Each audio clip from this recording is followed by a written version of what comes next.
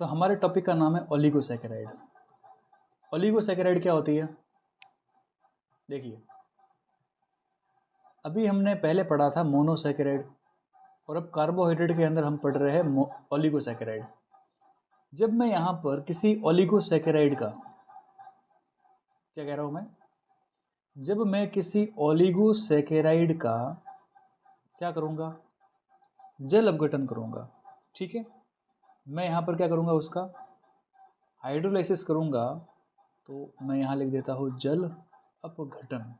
तो मैंने किसी ओलिगोसैकेराइड का क्या कर दिया, जल अपघटन कर दिया। तो मुझे 2 से लेकर के 10 तक क्या मिलेगी, मोनोसैकेराइड की यूनिट मिलेगी। ये जो मोनोसैकेराइड की यूनिट है, इसी मोनोसैकेराइड की यूनिट को मैं क्या बोलूँगा, मोनोमर। क्या बोलूँगा मैं इसको, मोनोमर्स बोलूँगा। तो ध्यान रखना है, ओलिगोसैकेराइड का मतलब क्या हो गया कि ओलिगोसैकेराइड के जल अपघटन से क्या मिलती है मुझे, 2 से 10 तक मोनोसैकेराइड। तो इसका मतलब समझ रहे हो, इसका मतलब ये हुआ कि 2 से लेकर के 10 मोनोसैकेराइड की यूनिट जब आपस में क्या हो जाती है, जब आपस में ज्वाइन होती है, किस बॉन्ड के थ्रू ज्वाइन होगी वो, तो हम कहेंगे कि ये ग्लाइकोसिडिक बॉन्ड के थ्रू ज्वाइन होती है, ग्लाइकोसिडिक बॉन्ड। तो जब इस बॉन्ड के थ्रू ये क्या हो जाएगी, आपस में 2 से 10 मोनोसैकेराइड की यूनिट ऐड होगी। सोचो, ये एक ग्लूकोज है, दूसरा ग्लूकोज, तीसरा ग्लूकोज, ऐसे करके मेरे पास में 2 से 10 तक ग्लूकोज है और इनके बीच बीच में क्या बन गए, ग्लाइकोसिडिक बॉन्ड। तो मैं क्या बोलूँगा, मेरे पास में क्या बन गया, ओलिगोसैकेराइड बन गया। तो ओलिगोसैकेराइड बनाने के लिए मुझे कम से कम कितने मोनोसैकेराइड चाहिए, तो आप बोलोगे कि मिनिमम जो है वो मुझे यहाँ पर, मिनिमम जो है वो मुझे यहाँ पर 2 मोनोसैकेराइड चाहिए, 2 मोनोसैकेराइड चाहिए।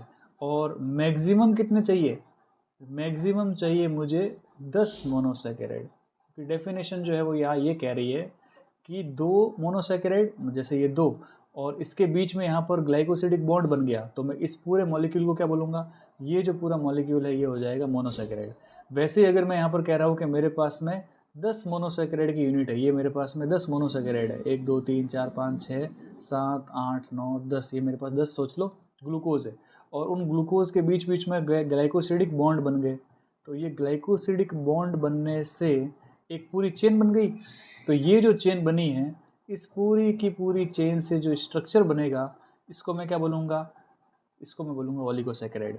तो या तो मैं 2 ले सकता हूँ या मैक्सिमम मैं 10 ले सकता हूँ। तो 2 से 10 तक कितने भी मॉलिक्यूल ले सकता हूँ मैं, अगर मैं उनको किस बॉन्ड के थ्रू ऐड कर रहा हूँ, ग्लाइकोसिडिक बॉन्ड के थ्रू, ग्लाइकोसिडिक बॉन्ड के थ्रू मैं यहाँ पर क्या कर रहा हूँ, इनको मैं ऐड कर रहा हूँ मोनोसैकेराइड को।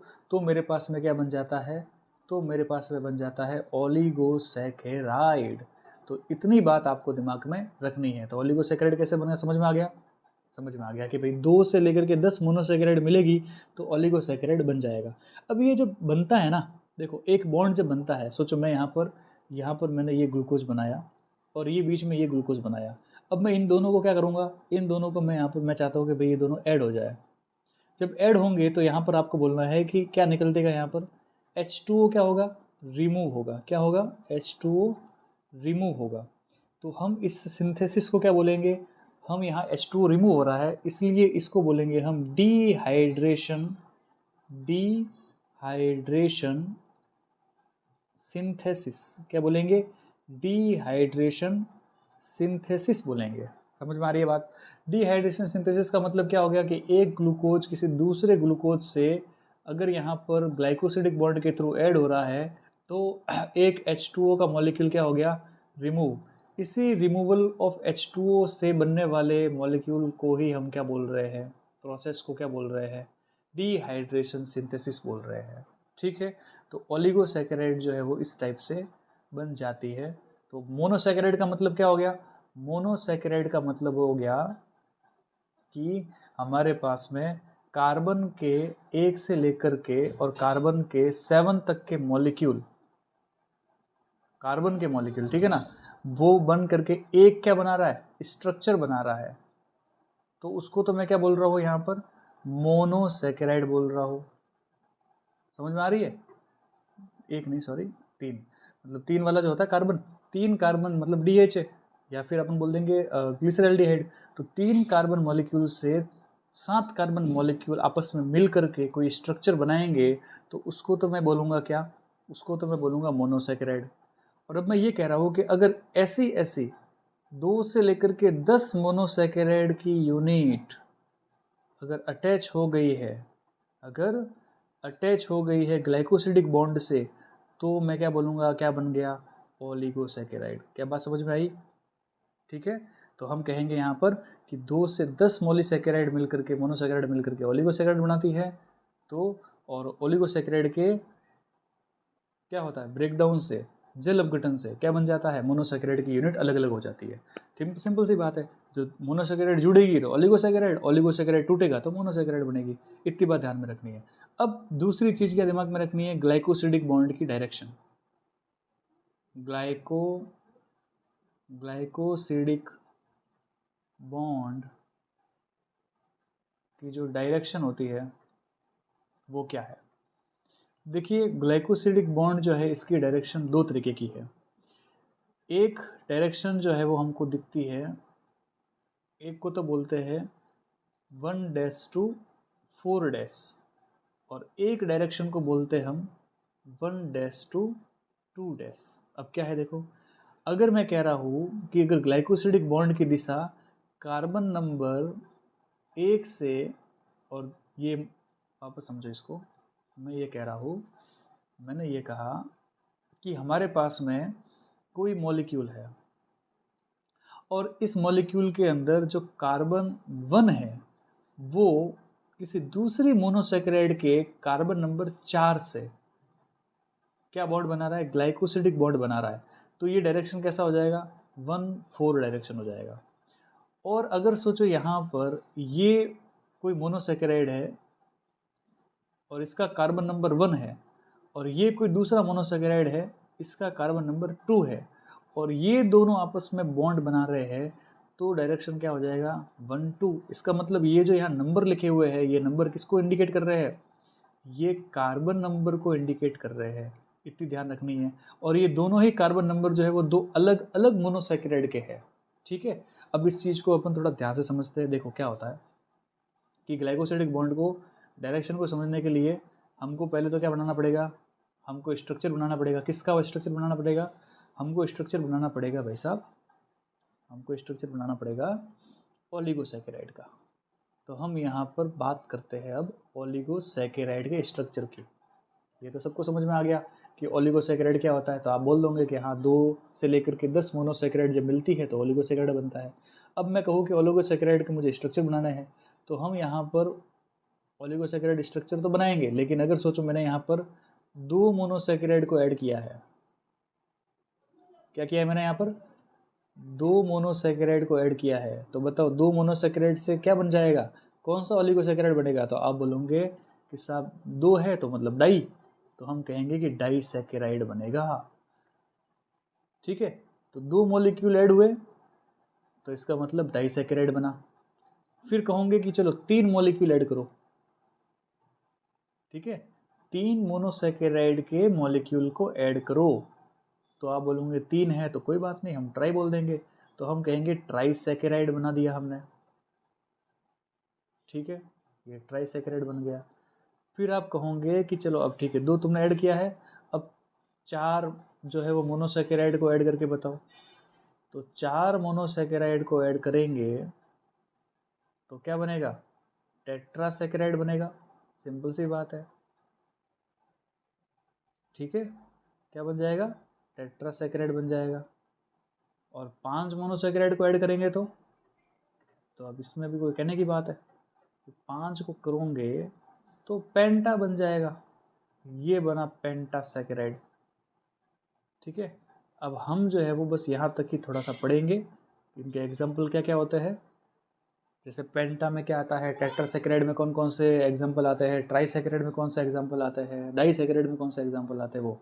अब एग्जाम्पल को मैं यहाँ पर लिख रहा हूँ, तो मैंने यहाँ पर लिखा सबसे पहले डाइसैकेराइड का एग्जाम्पल। तो डाइसैकेराइड के एग्जाम्पल में मैं लिख रहा हूँ माल्टोज, ठीक है। एक एग्जाम्पल मैं लिख रहा हूँ माल्टोज के साथ में लैक्टोज, एक मैं एग्जाम्पल लिख रहा हूँ सुक्रोज, ठीक है। ये तीनों के तीनों जो एग्जाम्पल किसके हैं आपके, ये तीनों ही एग्जाम्पल है आपके डाइसैकेराइड के। फिर मैंने एग्जाम्पल लिखा ट्राइसैकेराइड, और ट्राइसैकेराइड में मैंने एग्जाम्पल लिखा रेफिनोज, ठीक है। याद रखना है रेफिनोज किसका एग्जाम्पल है, ट्राइसैकेराइड का। फिर मैंने टेट्रासैकेराइड के अंदर लिखा यहाँ पर स्टैचियोज, और पेंटासैकेराइड में मैंने एग्जाम्पल लिखा बारबाकोज।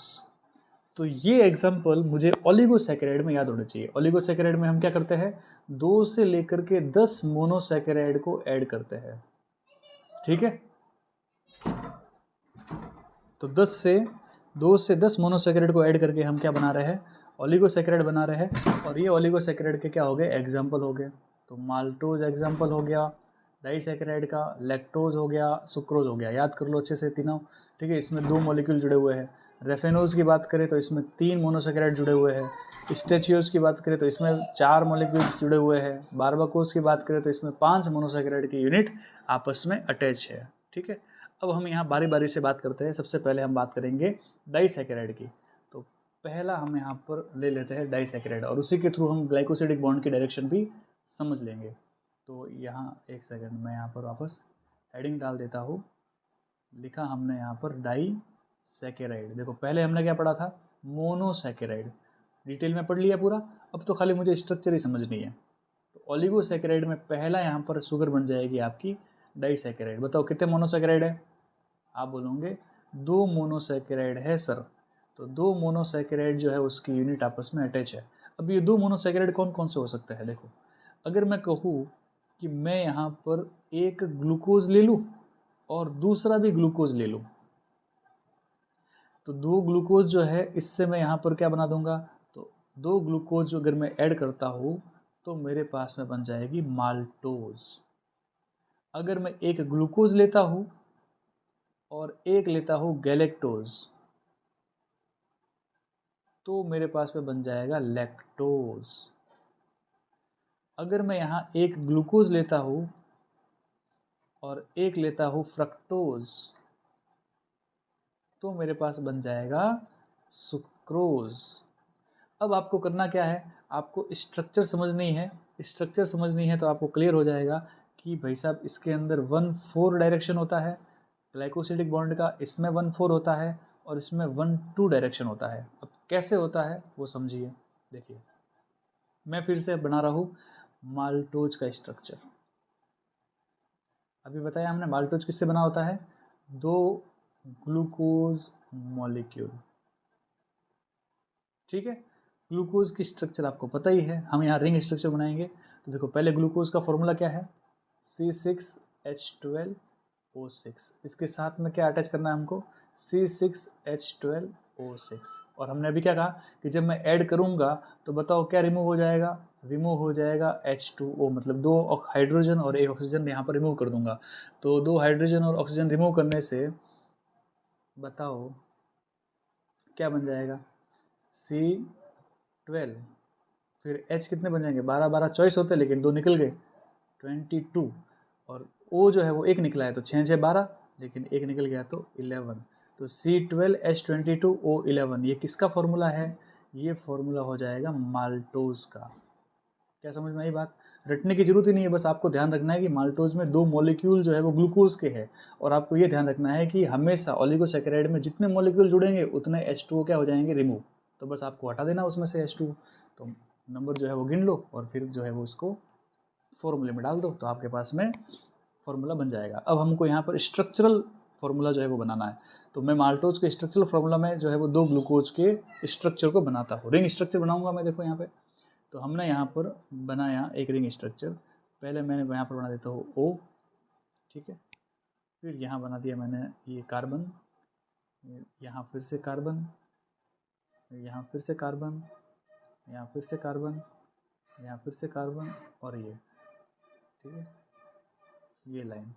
अब बताइए कार्बन 1 है, 2 है, 3 है, 4 है, 5 है, 6 कहाँ होगा यहाँ पर, CH2OH। ये कौन सा कार्बन है, 6 नंबर कार्बन है।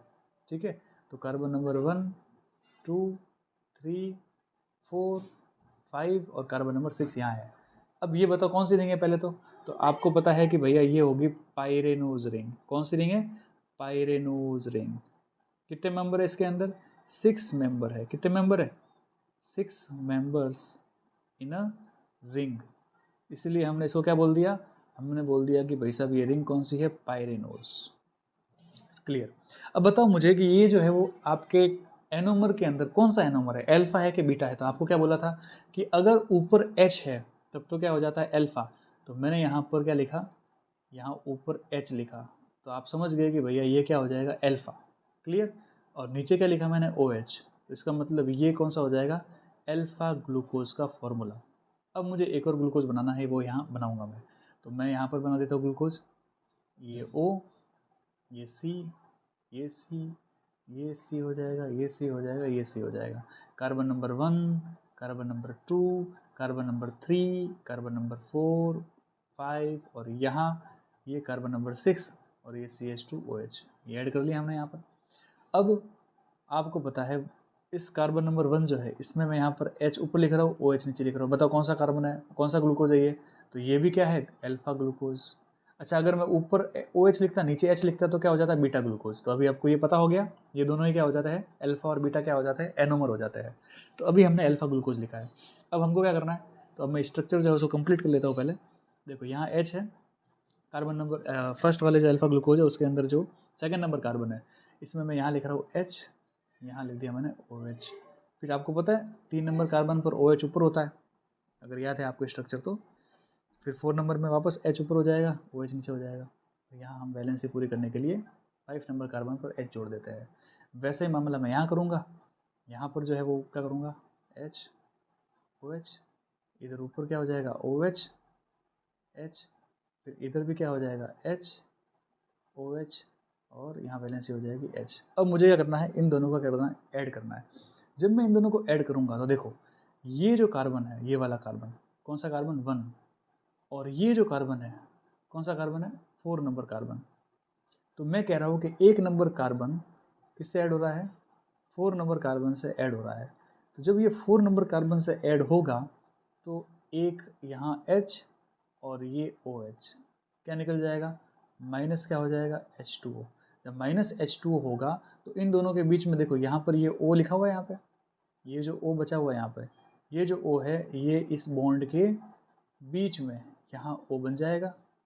तो इन दोनों को यहाँ पर ये O जोड़ रहा है। अगर यहाँ देखो देखो कार्बन नंबर 1, फिर बीच में O और फिर वापस अगले मॉलिक्यूल का कार्बन नंबर 4, तो COC।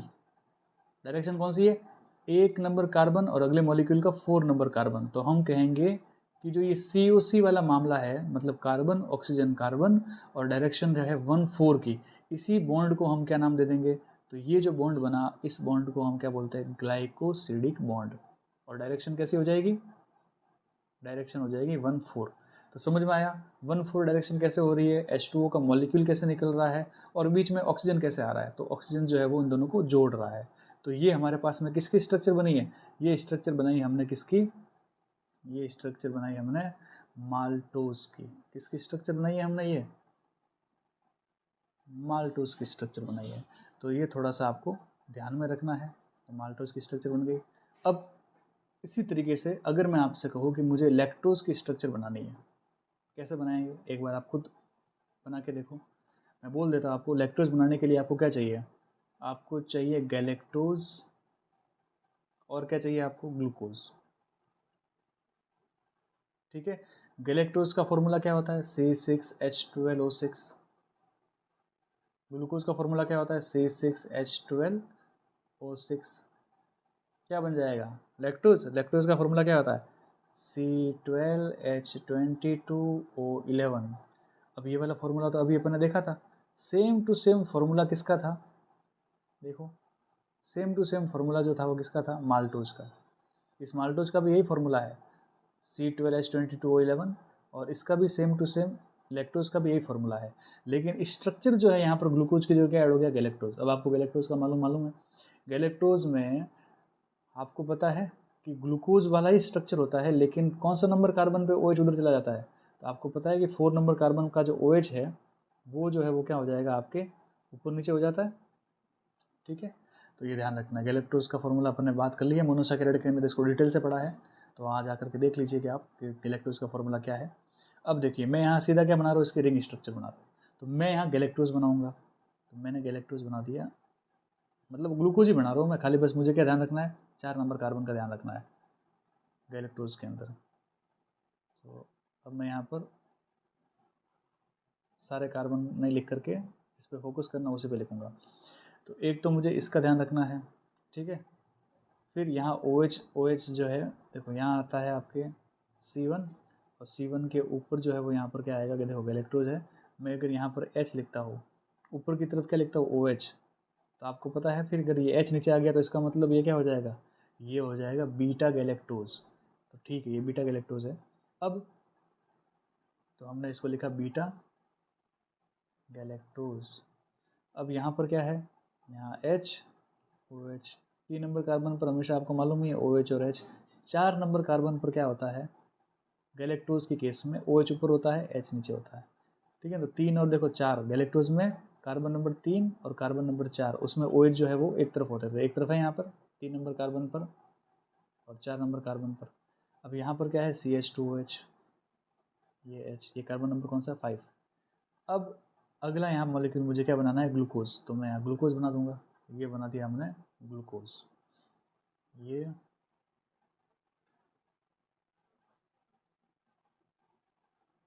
ग्लूकोज बना दिया। ये CH2OH, ये आपके 5 नंबर कार्बन, ये 4 नंबर कार्बन, ये 3 number carbon, 2 number carbon, 1 number carbon, और 1 नंबर कार्बन पे यहाँ पर ग्लूकोज के ऊपर क्या है, OH, और नीचे H। बताओ कौन सा ग्लूकोज है, तो आप बोलोगे बीटा ग्लूकोज। क्यों बोला बीटा ग्लूकोज, ऊपर क्या आ गया है, OH आ गया। ठीक है, बाकी जो है उसको अपन कंप्लीट कर लेते हैं स्ट्रक्चर को। 3 नंबर पे आपको पता ही है OH ऊपर होता है, H नीचे होता है। 4 नंबर पे H ऊपर होगा और OH नीचे होगा। ठीक है, अब हमारे पास में जो स्ट्रक्चर बना हुआ ये स्ट्रक्चर है। अब मुझे क्या करना है, इन दोनों को ऐड करना है। तो देखो 1 जो कार्बन है किसका, गैलेक्टोज का, इस वाले कार्बन पर ये यहाँ पर जो बॉन्ड बना है इसके ऊपर OH था, तो ये यहाँ इस बॉन्ड से किससे अटैच हो जाएगा, इस नीचे से अटैच हो जाएगा। ठीक है, ये यहाँ से अब क्या रिमूव हो जाएगा, ये सब हट जाएंगे और क्या रिमूव हो जाएगा, -H2। तो देखो आप, ये यहाँ पर जो स्ट्रक्चर बना है कौन सी डायरेक्शन बनी है, कार्बन नंबर 1 है इस मॉलिक्यूल का और इसका 4 है, तो डायरेक्शन कौन सी है, 1 4। तो इसमें भी 1 4, लेकिन यहाँ पर दोनों कैसे है, बीटा गैलेक्टोज और बीटा ग्लूकोज, ध्यान रखना ये बीटा गैलेक्टोज और बीटा ग्लूकोज है। तो यहाँ पर भी 1 4 डायरेक्शन होनी है। तो 1 4 के अंदर ग्लाइकोसिडिक बॉन्ड जो है वो किस में बन रहा था, एक तो हमने माल्टोज का एग्जाम्पल लिया और एक हमने किसका एग्जाम्पल लिया है, लैक्टोज का। अब हम एग्जाम्पल लेते हैं किसका, सुक्रोज का। सुक्रोज के अंदर जो है वो 1 और 2 डायरेक्शन के अंदर क्या बनेगा, बॉन्ड बनेगा। देखिए ये लिखा हमने ग्लूकोज और ये लिखा फ्रक्टोज। ग्लूकोज जो है इसका स्ट्रक्चर बना देते पहले।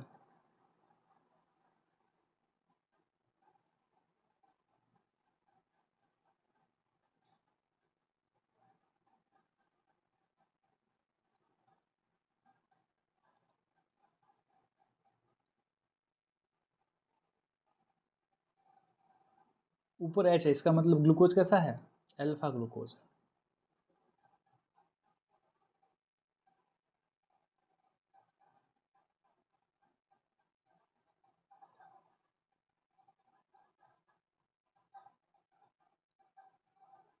ठीक है, अब बनाते हैं फ्रक्टोज का स्ट्रक्चर। देखो फ्रक्टोज के स्ट्रक्चर को हम जो रिंग बनाएंगे वो कौन सी होती है, फ्यूरेनोज होती है, ध्यान रखना, क्योंकि इसके रिंग के अंदर 5 मेंबर होते हैं। ये कार्बन नंबर इसका यहाँ पर, कार्बन नंबर 1 यहाँ होता है CH2OH, कार्बन नंबर 2 यहाँ है इसका, और फिर कार्बन नंबर 3 इधर हो जाएगा OH H, कार्बन नंबर 4 यहाँ होता है OH H, और कार्बन नंबर 5 यहाँ होगा, इसमें H, और इस तरफ हो जाएगा CH2OH। ये स्ट्रक्चर किसका है? फ्रक्टोज का, ध्यान रखना, ठीक है। यहाँ नीचे की तरफ क्या होगा इसके पास में? यहाँ होगा इसके पास में OH। अब हम कह रहे हैं कि ये यहाँ कार्बन, और कार्बन नंबर 1, और ये कार्बन नंबर 2। कार्बन नंबर 1 किसका है? ग्लूकोज का। कार्बन नंबर 2 किसका है? फ्रक्टोज का। कार्बन नंबर 1 और कार्बन नंबर 2 के बीच में क्या जुड़ जाएगा? ऑक्सीजन जुड़ जाएगा। क्या जुड़ जाएगा? ऑक्सीजन। तो ये जो डायरेक्शन बनी है 1 2 डायरेक्शन बनी है, इस स्ट्रक्चर को हम क्या बोलेंगे? इस स्ट्रक्चर को हम बोलेंगे सुक्रोज। ये हमने सुक्रोज का मॉलिक्यूल बनाया है, ध्यान रखना, ठीक है।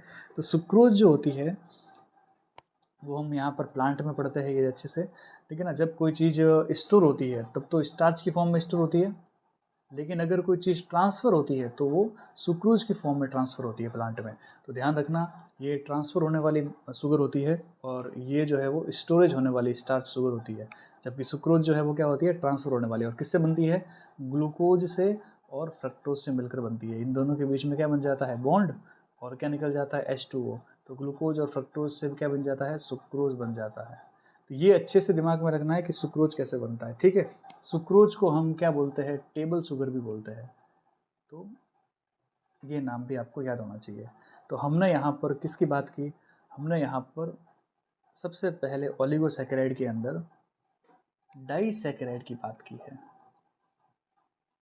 और इस डाइसैकेराइड को पढ़ते समय हमने यहाँ पर 1-4 डायरेक्शन वाले बॉन्ड की भी बात कर ली, और 1-2 डायरेक्शन वाले बॉन्ड की भी बात कर ली है, ठीक है। ये बॉन्ड कौन से होते हैं? ग्लाइकोसिडिक बॉन्ड होते हैं। क्लियर? अब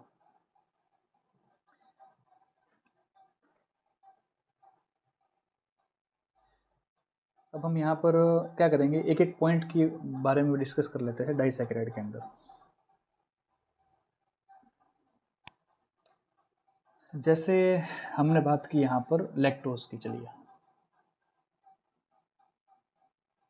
जो लैक्टोज है,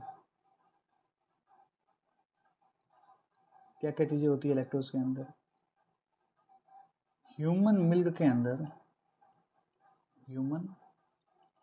के अंदर हमको लगभग 7% के आसपास क्या मिलता है? लैक्टोज मिलता है, ठीक है।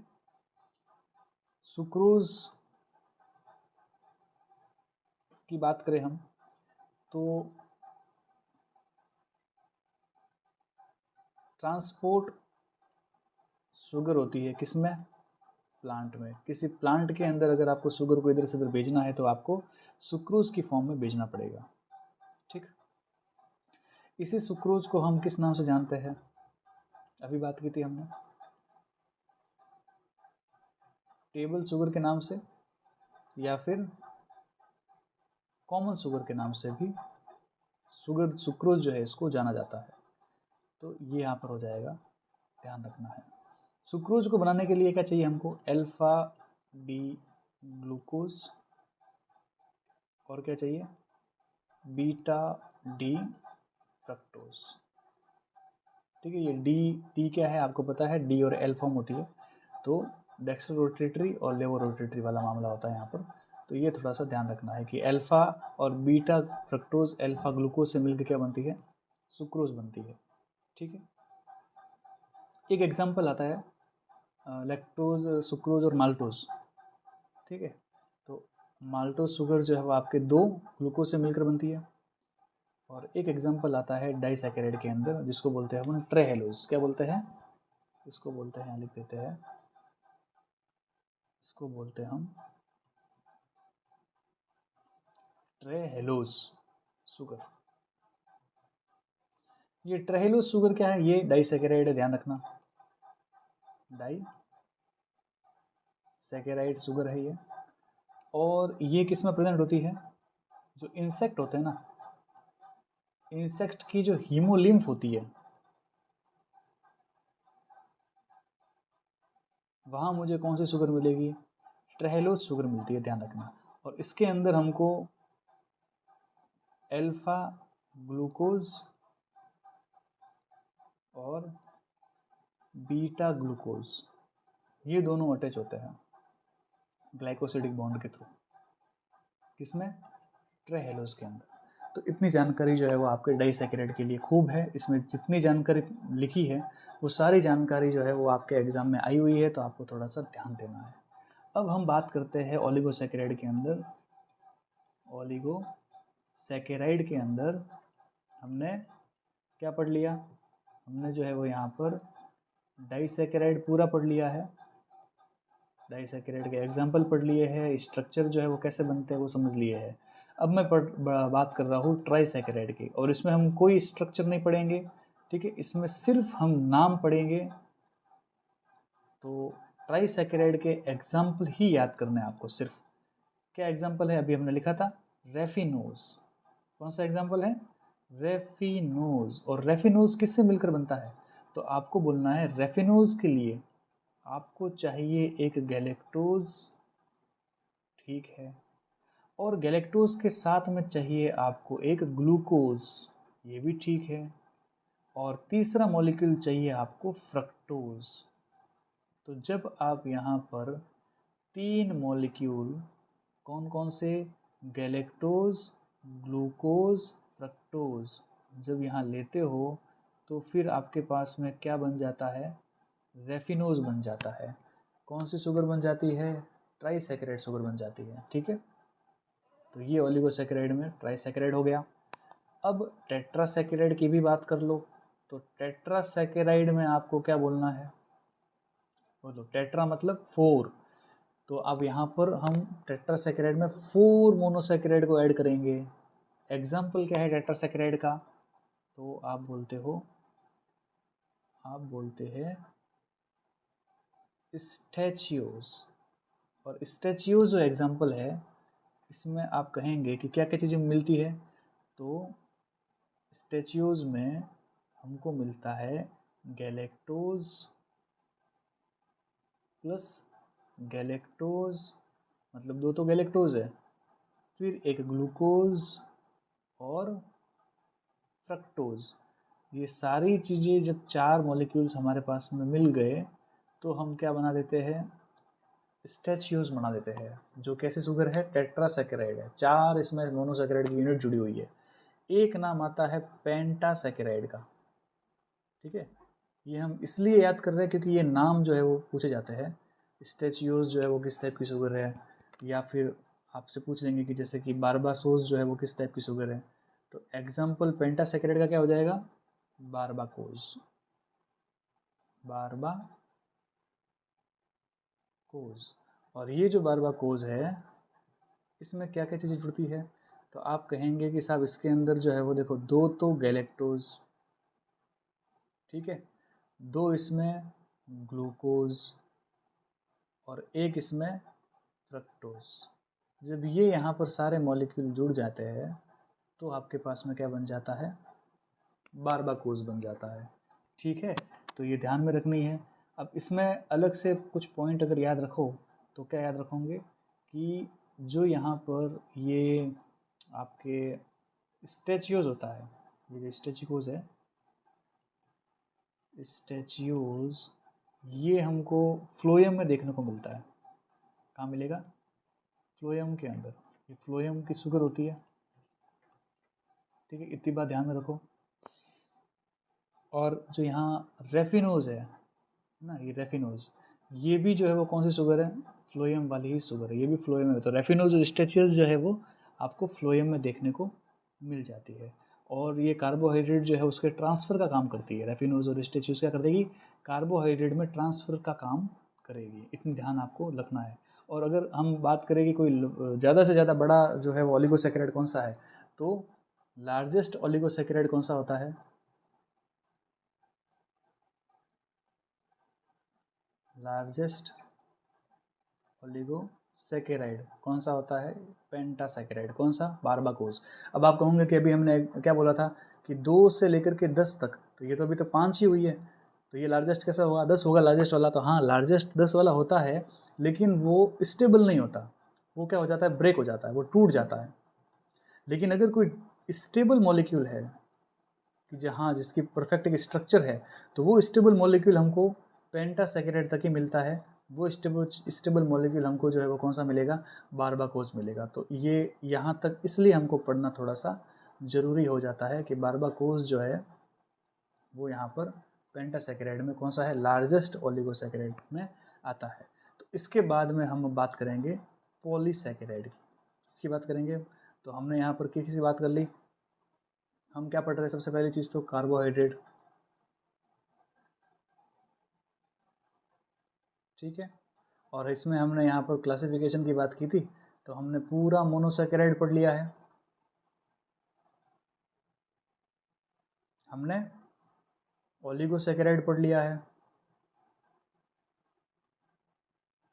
अब मोनोसेकेराइड के अंदर हमने सारे एग्जांपल डिराइव्ड से जो है वो आपके फॉर्म्स भी पढ़ लिए हमने मोनोसेकेराइड की। ओलिगोसेकेराइड में सारे एग्जांपल स्ट्रक्चर पढ़ लिए। और अब हमारा फोकस होगा किस पे, पॉलीसेकेराइड पर। पॉलीसेकेराइड क्या होती है इसको हम अभी समझेंगे।